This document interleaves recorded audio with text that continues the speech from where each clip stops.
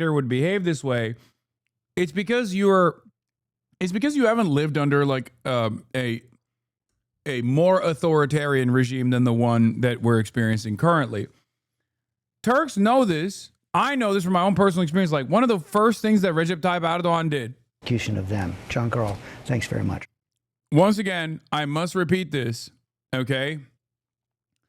If people don't push back, if institutions don't push back, if they don't actually fucking go to litigation, Trump is not going to stop. Stop complying. Stop obeying in advance. There is no reason for you to do so. This admin will straight up take away everything you hold near and dear, and they will be excited to do so if you do not push back.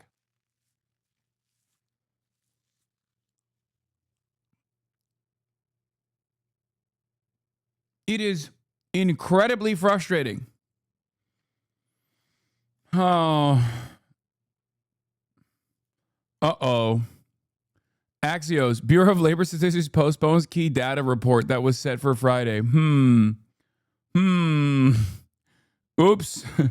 Guess the numbers weren't juiced enough. Gotta go back. Find new numbers. Breaking news, a federal judge is tossing out President Trump's $15 billion defamation lawsuit against the New York Times just days after it was filed. The reason? The judge said it was too long. CNN's Brian Stelter is following these developments. Brian, tell us more. Yeah, this statement from the federal judge is dripping with derision. He refers to the federal rules of civil procedure and that's awesome. Basically says, hey, you've submitted a PR memo, you've submitted an op-ed, not an actual lawsuit, so go back to the drawing board and try again. This was an 85-page lawsuit, although it only has 2 actual claims, 2 counts. Brian trying to not get sued with that tan.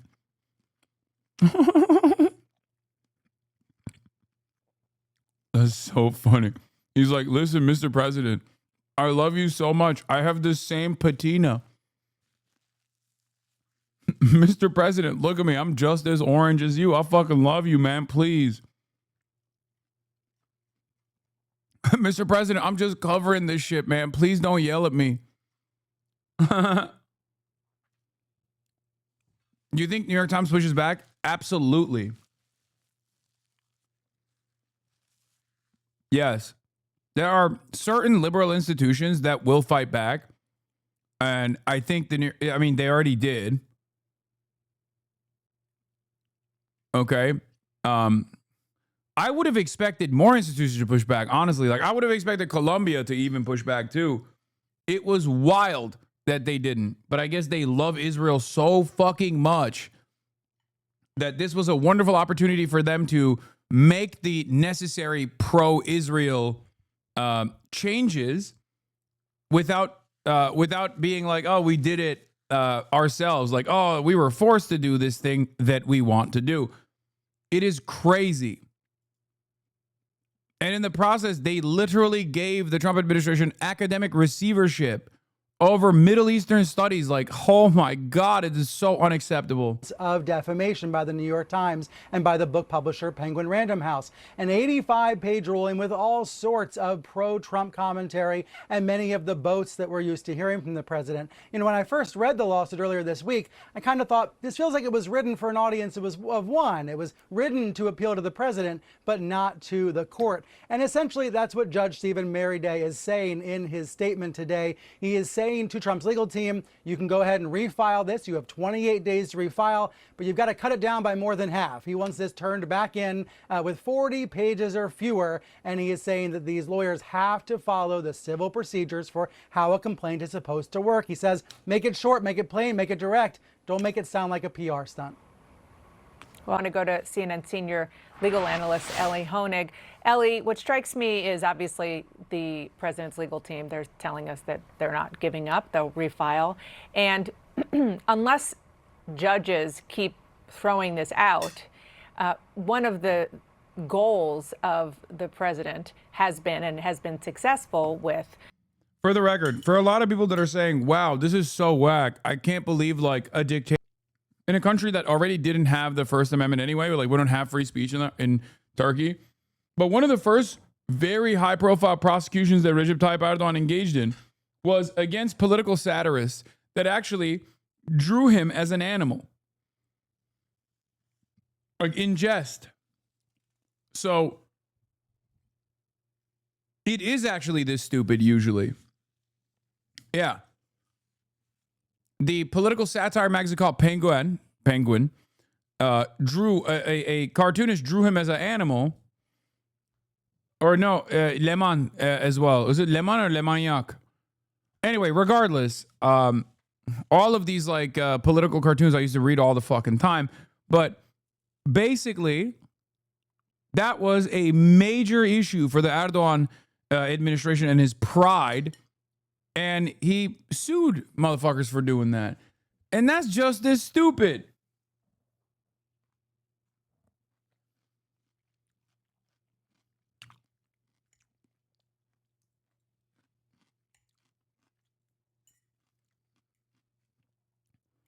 It's unique that it's happening here.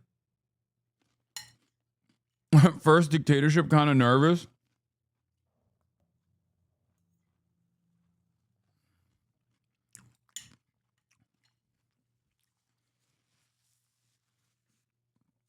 Yeah. If you are in any way, shape, or form connected to the global south, if you lived in any of these countries, you already experienced this shit and you're watching from afar laughing that Americans are beginning to experience the exact same cruel conditions of a despotic leadership, which ironically enough, half the time was because of the United States of America's involvement in those respective countries. Okay. But having said that,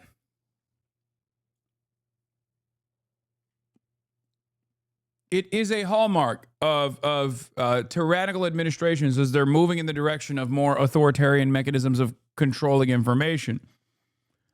So that's where we're at. Of course,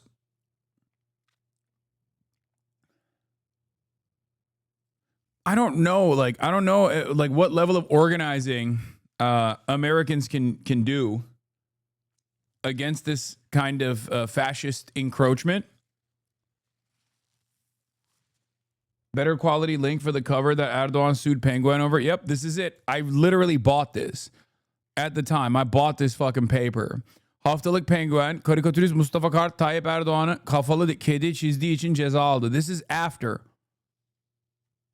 a cartoonist, Musa Kart, got punished for drawing a cat that had the depiction of the cat's head was a depiction of Recep Tayyip Erdogan. So before you think it's like Americans have guns, global South authoritarianism have monopoly on guns.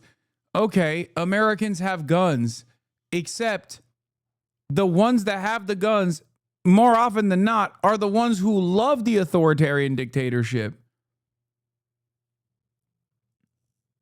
It's like that hasn't changed anything at all. It's, if anything, they use the guns to do more of the same violence that the administration is doing. They just take matters in their own hands with the guns that they got, man.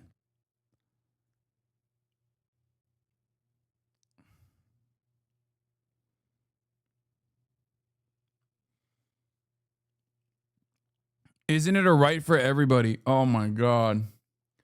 People from outside the club looking at America, not realizing this is America, okay? Here. This is what the fuck we're up to. That's the best and brightest we got, okay? You just made that shit up? Dog, explain to me why a fucking International Court of Justice judge literally openly stated that she was put on a mission from God to defend Israel.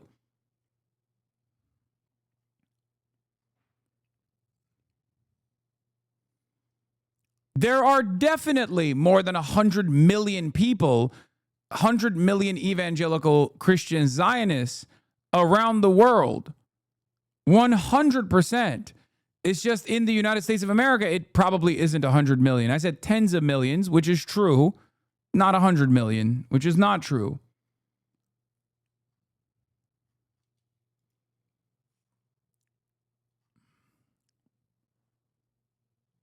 It's crazy because, like, this shit has. Do they also believe in aliens? I don't fucking know. But I mean, this is basically like believing in an anime and thinking it will be real. What's different than that? Two, ironically enough, a lot of Nick Fuentes takes, but specifically black and brown fans of Nick Fuentes who are talking shit about me, saying I suck and I'm a villain and he is actually the true hero, which has definitely done a number on my conscience a little bit. Like seeing someone be like, we ride at dawn for a dude who thinks you are literally an animal. It just blows my mind. He is straight up said miscegenation is like a white person engaging in bestiality. That is a new kind of brain damage. Careful, Biden? What do you mean?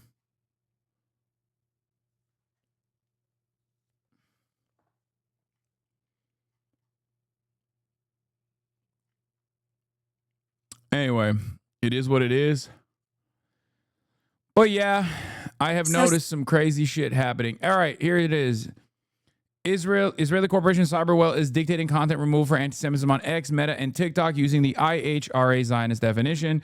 I don't think a Zionist group should get to decide what is and isn't anti-Semitism. Listen to their rep describe what they do. Cyberwell is the first ever open database of online anti-Semitism, a nonprofit initiative based here in Israel that's really looking at the issue of online Jew hatred through the lens of compliance. Actually, we're a service, if you will, for the social media platforms, helping them enforce their social media policies against anti-Semitism at scale. So Cyberwell now is taking, you mentioned over 10,000 examples that we've reported to social media platforms. Actually, the number is much higher at this point, around 11,500. And we believe those flags have been responsible for removing well over 300,000 pieces of content is what we estimate. Cyberwell is fighting back by taking our high integrity data on what online anti-Semitism is and actually using LLMs and generative AI to really take the brain of our human analysts and identify anti-Semitism accurately online. And we believe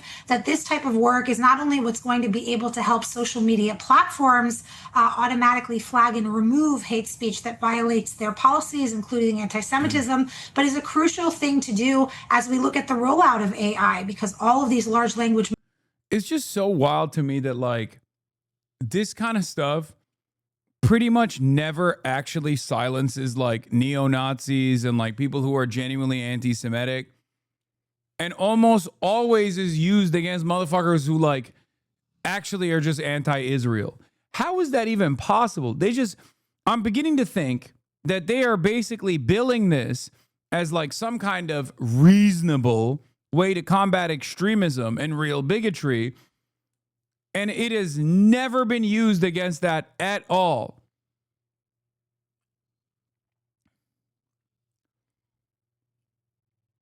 It's just like all it does is basically suppress dissent, reasonable criticisms coming from groups that they've declared radicals, oftentimes leftist groups, leftist commentary. Okay. Conspiracy time with Hassan. Looking forward to your ban. I like that I am engaging in conspiracy.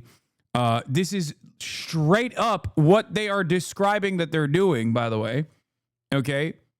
And not only is she like just straight up talking about how they're like tackling anti-Israel sentiment, but also you are engaging in a conspiracy theory that like I'm gonna get banned in your mind. You are frantically imagining a world where I get banned as well.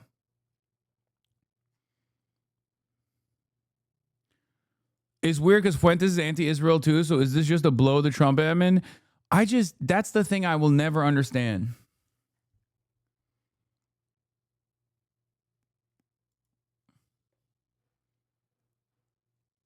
It does kind of feel like he's not as anti-Israel recently since the Charlie Kirk death, but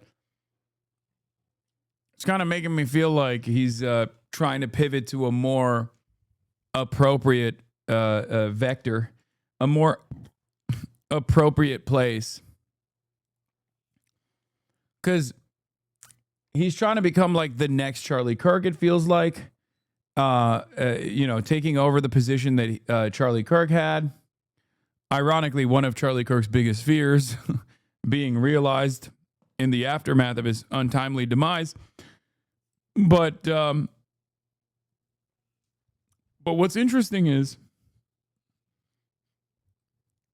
I just never would have thought that a guy who does the classic like Jews are responsible for everything would not salivate at the prospect of blaming Charlie Kirk's assassination on the Jews. Okay? That has been truly shocking. And I think it's because he is, trying to moderate his commentary so he can become like a regime guy. Like, how are you going to say Jews did 9/11, Jews did this, Jews did that, and then not say at a time when like so many right-wingers are saying Israel killed Charlie Kirk, you just don't lean into that conspiracy at all? Like, that doesn't make any fucking sense to me. Has he made himself scared of Jews for real? No.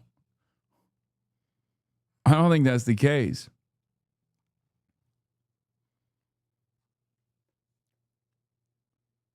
But yeah, his internet footprint is already so fucked up for good reason, because he is an insane anti-Semite. I bet the anti-Semitism database has some Jewish Voice for Peace Twitter accounts. Oh, for sure.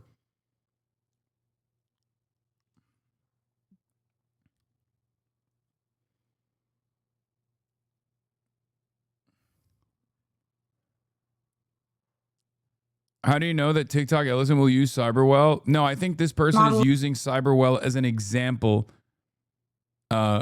He's claiming that TikTok is already using Cyberwell. I don't know if that is substantiated.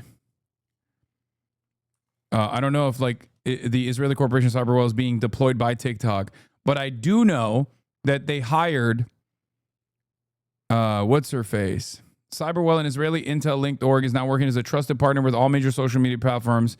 I guess they're saying that. But this is the person that TikTok personally hired. Anyway, TikTok hired a Zionist censorship czar, Erica Mendel. Mendel's a former IDF instructor and is now employed to run TikTok's hate speech enforcement. The head of the ADL previously said Israel is a TikTok problem. Now a devout Zionist can censor the platform. Here's what she's saying about her own support for Israel. This is from an older video titled Faces of American Jewry. Let's take a look. After my sophomore year, like many of my friends, I had a summer internship, a Goldman Fellowship at AJC. I came to work each morning as Israel engaged in one of the larger military operations of my lifetime, Tzuk Eitan. Why would right-wingers be the ones saying it's Israel and most of them support Israel? Young right-wingers don't. And I think that there are numbers to suggest that, first of all, make no mistake, a lot of right-wingers who support Israel also hate Jews, okay? Unless you have ever encountered one of these people, you will never understand it. You're like, what do you mean? Because in our minds, like, support of Israel is connected. It's a lie, but it's connected to this support for Judaism, even though Israel and Judaism are not linked with one another at all. Jews have been around and Judaism has been around for far longer than Israel has existed, right? Israel's been around for what, 100 years? Ridiculous. Not 100 years, 80 years, but, Zionism has been around for like 100 years. So for many people, because this connection exists, they get shocked when you hear about like the average evangelical Zionist opinion, which is very anti-Semitic, but also insanely pro-Israel. Christian evangelical Zionism is one of the most unique, one of the most schizophrenic positions that you can arrive at, because it unironically believes that one must send all the Jews to the desert, to Israel, because they are the chosen sons and daughters of God, so that Jesus Christ can come back to earth and trigger the rapture as Jesus Christ battles the devil's forces in Megiddo.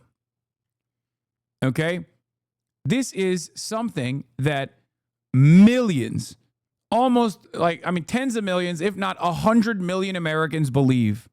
Okay? Maybe not 100 million Americans in general, but like enough Americans believe it that it's like a truly psychotic thing that you would be like, what the fuck are you saying?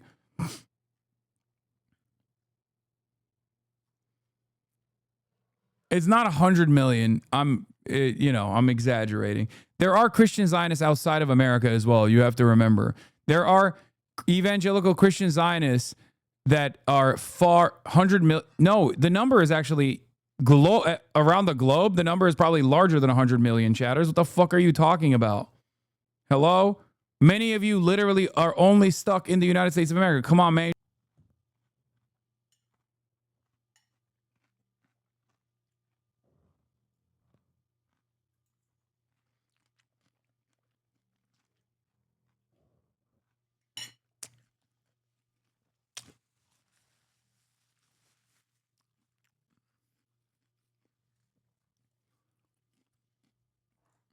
I can't believe he's a senator.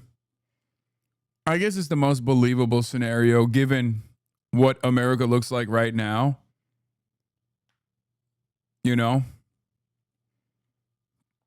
You need a motherfucker who doesn't have processing capabilities.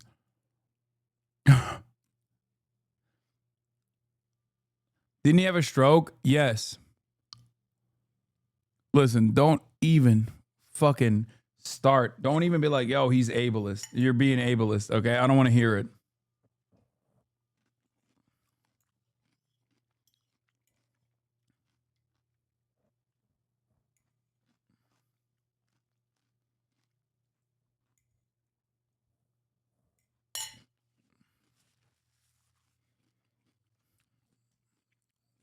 Don't make me play it.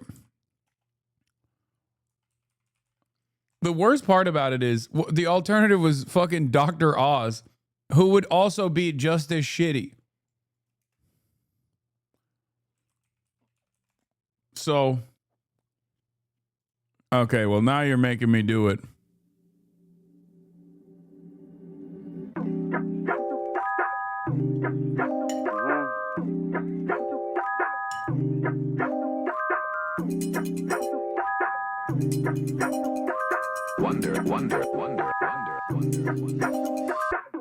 Got a bald head, John Fetterman. Walk in, get lit at a Democrat party. Get a bitch pregnant at a Republican party. Call Fetterman, dad got fentanyl on Miley.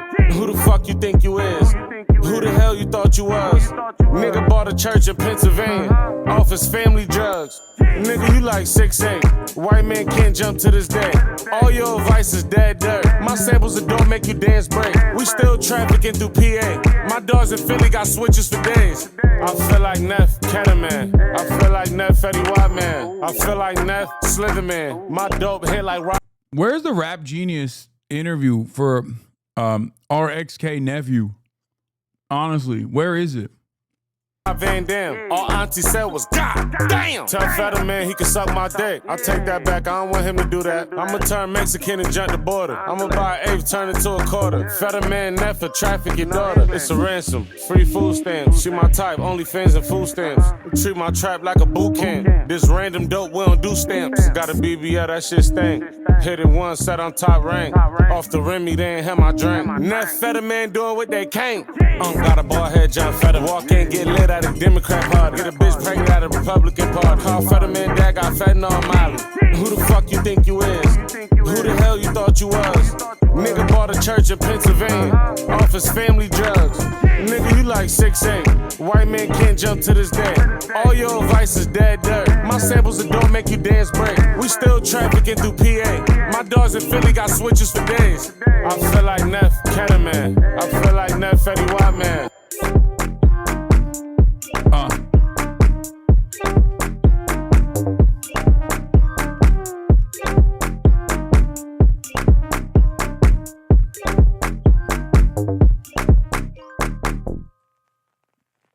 Can you cover the family drugs one? I don't understand that. I have no idea.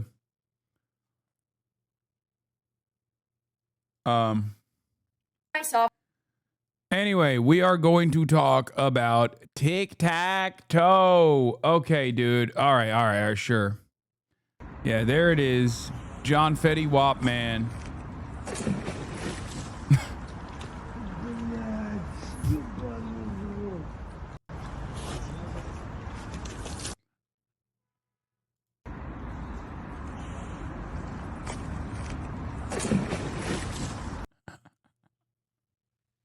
Ain't no way. It's not real. It's not him. God damn it. M-Hud, you got to stop with this link. I have a responsibility to make sure that people are not being misinformed. It's not John Fetterman. I mean, the video is real. It's just not John Fetterman. It's just a John. This is real as well. But that video is not actually of John Fetterman.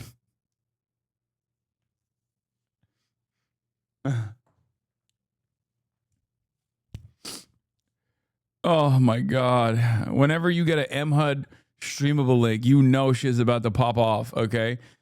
Anyway, developing. TikTok is reportedly escalating a sweeping crackdown on pro-Palestine creators, deleting videos, scrubbing comments, and burying posts about Gaza. In July, it hired Erica Mendel, a former IDF instructor who says her Zionism was shaped during Operation Protective Edge to run hate speech policy with the help from ADL lobbying. A couple weeks later, on September 13th, TikTok introduced an overhaul of its community guidelines, banning users from calling the IDF terrorists and rolling out automated moderation that retroactively wipes posts. Users report Free Palestine comments disappearing in real time and Israeli war crime videos taken down. Oracle, Silver Lake, and Andreessen Horowitz are set to buy 80% of TikTok's U.S. operation, a move likely to make the platform even more aggressive in censoring pro-Palestinian content. One of the insane things about this, and I don't know if it's my own personal anecdote, I don't know how other people are responding to this, but at least on my own personal For You page, I've seen an influx of right-wing commentary, including but not limited to very high on the president's enemies list. The prosecutor is Eric Siebert. He is the U.S. attorney for the Eastern District of Virginia, arguably the most important U.S. attorney's office in the country, responsible for the bulk of counterterrorism and espionage cases. And his office has been investigating James for 5 months on allegations of mortgage fraud that have been brought by the administration. He found no evidence to go forward with the prosecution, declined to do so, and now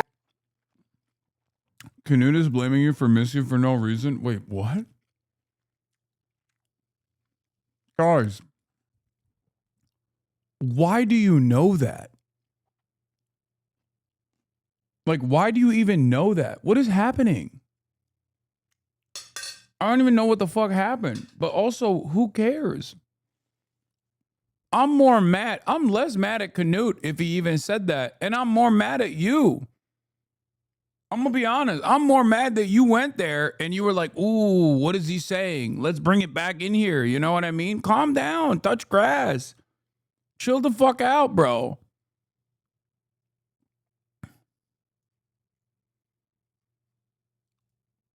Who gives a shit?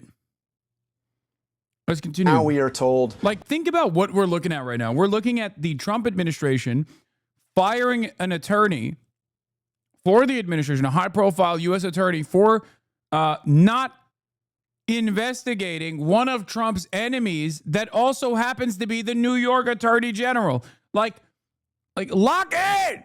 Lock the fuck in!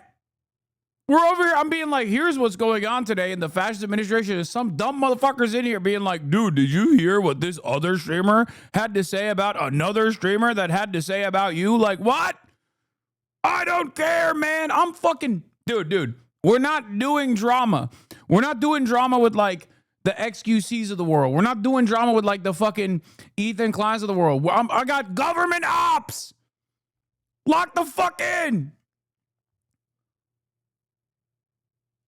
I got entire foreign governments and this current one as my motherfucking ops. And you're over here being like, what about this Twitch streamer? Lock in. That he will be fired.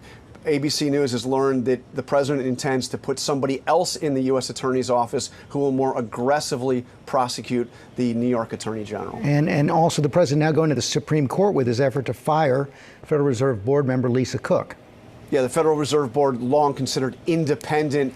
He has tried to fire Lisa Cook. 2 separate federal courts have said he does not have the power to do that. Now he's going to the Supreme Court. This is be a major test of presidential power. Yeah, and the president and his team are raising this issue of mortgage fraud, but of course several members of his own administration have also faced similar questions. No prosecution. Steps to this. Okay, calm down.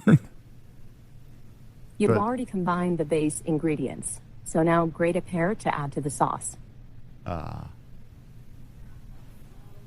What do I do first? You've already combined the base ingredients. So now grate the pear and gently combine it with the base sauce. All right, I think the Wi-Fi might be messed up. Sorry, back to you, Mark. It's all good. Yeah, it's all good. I love seeing antisocial dudes like Mark Zuckerberg try to do these events themselves. Instead of like handing it off to some guy you squeezed $100,000 to, who is way more capable of doing Jimmy it. Fallon to do it. Yeah, for sure. You can get Jimmy Kimmel to do it. Seems like he's got some. Did you see the time on his hands? Did you see? Well, we could talk. I'm sure you want to talk about that. Yeah, of course. The Jimmy Fallon did like a Google one of these. He did like a Google event. Oh, he did. It's really fucked up. Look, you're a famous Hollywood guy, big time. So I don't want to talk big shit about any of these other guys because you probably golf with them. No, I talk. I'm an open book. At the Illuminati seminar that you attend with them. I'm an amiable guy, but I'm also an honest person, and I talk shit on shit I don't like. Well, I was going to say Jimmy Fallon is a chatbot. Yeah, he's a stooge. He's a empty suit. Yeah, he's a okay. So he's not just not going to get mad at you at the. He might. I don't know. At the Illuminati seminar. I don't care for his sensibilities. Yeah. Jimmy Kimmel, on the other hand, let's talk about that. Obviously, I am the fedayeen for Jimmy Kimmel. I'm like, I don't care what he's done in the past. I don't care if his like style of comedy is for me or anything like that. Sure. From this day on, going forward, I'm a defender of Jimmy Kimmel, and because it's irrelevant to what took place. Absolutely, it's ridiculous. Well, I can say I do know him a little bit. I've run into. He's always been very nice and whatever. It doesn't really matter what my experience, but from everybody that knows him says the same thing. Like he's a genuinely good dude. And I'll start on the negative side first. I do understand that this form of, because of people like you and all this different media, the late night talk show model is a dinosaur. It is. Yeah. And sorry, Jimmy. Yeah, and it is going to. For years I've been thinking this and watching it and being like, how is this going to wind down, and what's going to look like?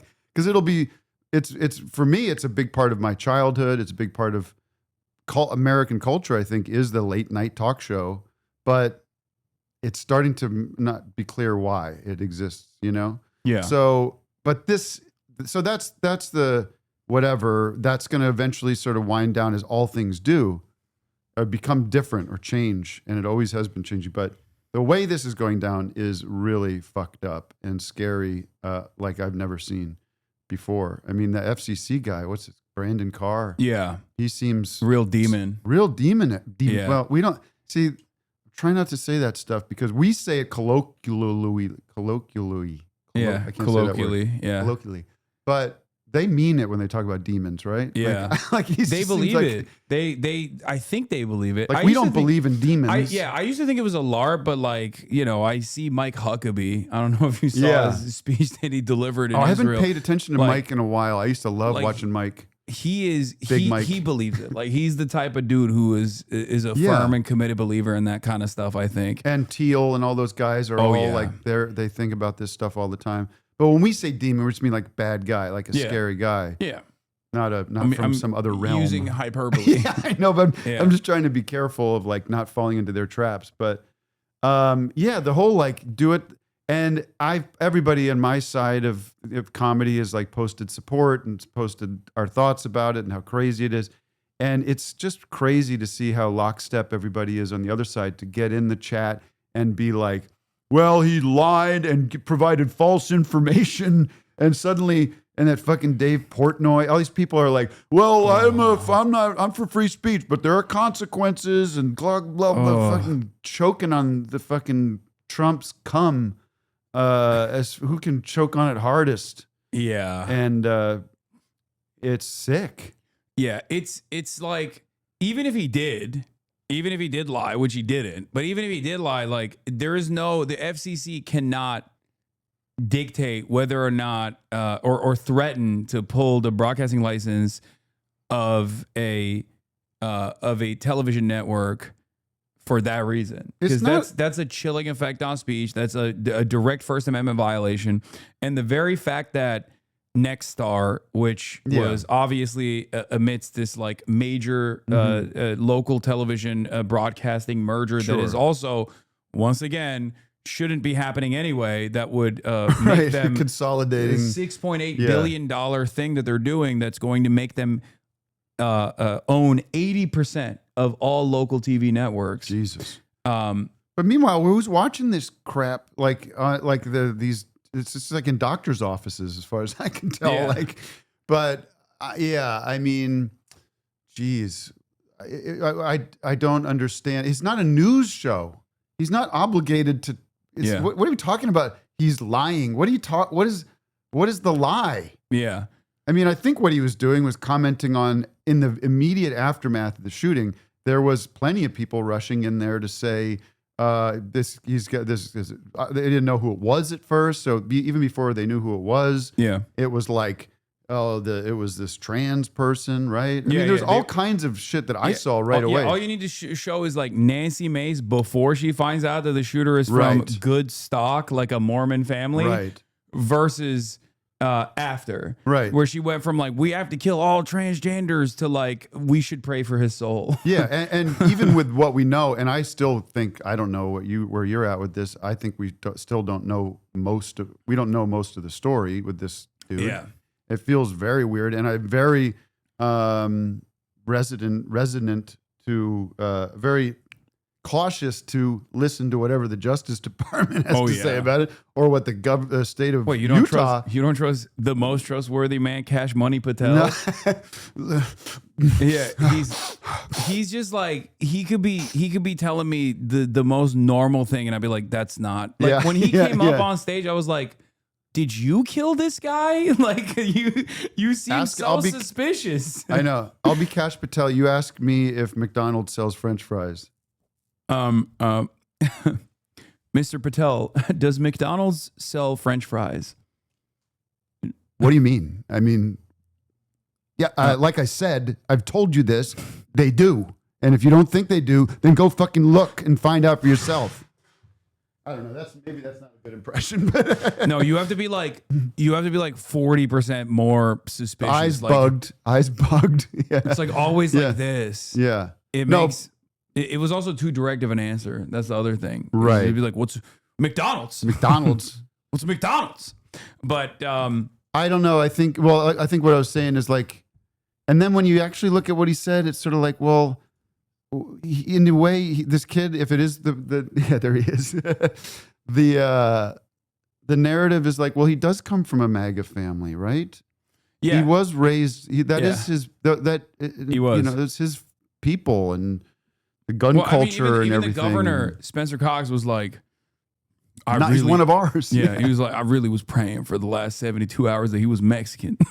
He didn't say that, but I don't know. But, Sorry. I mean, where Sorry. are we at? He didn't literally say that, okay? I'm exaggerating. Right. Please don't throw me in Antifa prison. But where are we at? Because you have all these people that are, the people under Trump that are trying to make it this, they're nitpicking about whether it was a lie and the FCC and all that.